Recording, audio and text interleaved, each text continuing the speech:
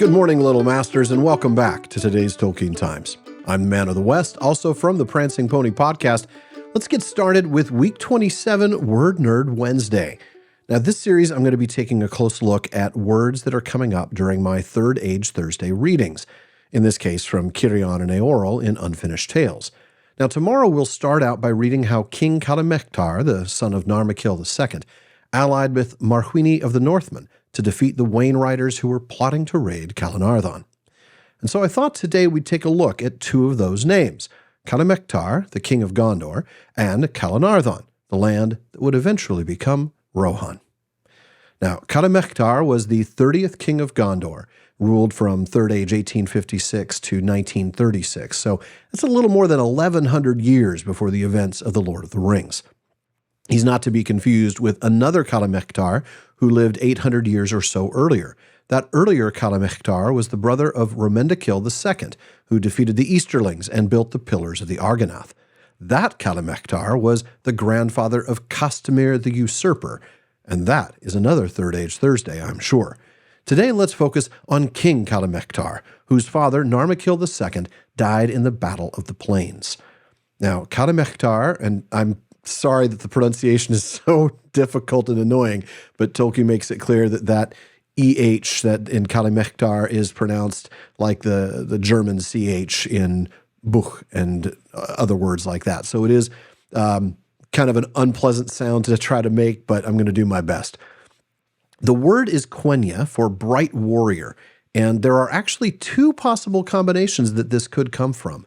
The first, and I think this is the one that's most likely, is a compound of kala, meaning light, which we find in words like Kalaquendi, the elves of the light, and Kalakiria, the passive light. And then the other part of that word, mechtar, meaning warrior. Now, for that latter half, we look to Parma Eldalamberon 17 and the Quenya name of the constellation Orion, Telumectar, more often called by its Sindarin name Menelmekar. Now, in the entry for this, we learn that Ektar means swordsman, and that Telumectar means warrior of the sky, so Kalimectar, bright warrior. Now, it could also be a compound of Kalima, meaning bright, as in Aya Earendil Elenion and Kalima, hail Earendil, brightest of stars, and Oktar, which also means warrior. Oktar was the name by which Isildur called his esquire in the disaster of the Gladden Fields. But in the index we read that Oktar means warrior. Now, if that's the combination, though, we don't really have an answer for how or when or why the A and O at the end of Kalima and beginning of Oktar became an E in Kalimectar. So I'm leaning towards the first one, but I do love the story of Oktar.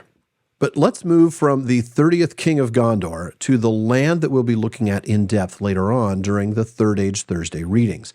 It's mentioned tomorrow because Marhuini warns Calamectar that the Wainriders were plotting to raid Calanarthon over the Undeeps, the westward bends of the Anduin to the east of Fangorn Forest. Calanarthon, the land that we will eventually know as Rohan. Calanarthon is Sindarin, and it means green province, according to Tolkien's Unfinished Index. But he also translates it as the Great Green Region in letter number 297. These are drafts for a letter to Mr. Rang, who had inquired about Tolkien's nomenclature. The word is a compound of Kalan, meaning green, and Garth, meaning region. The latter element of Garth is something I can only find in one other place. Lisgarth is mentioned as the land of reeds at the mouths of Cirion in Of Tuor and His Coming to Gondolin. But Kalan is more often seen with the softer consonant at the beginning, as in Parth Galan, meaning green sword, or even Erinlasgalan, the wood of green leaves. Now, eventually we won't know it as Calanarthon anymore, but as Rohan, and that's another Third Age Thursday.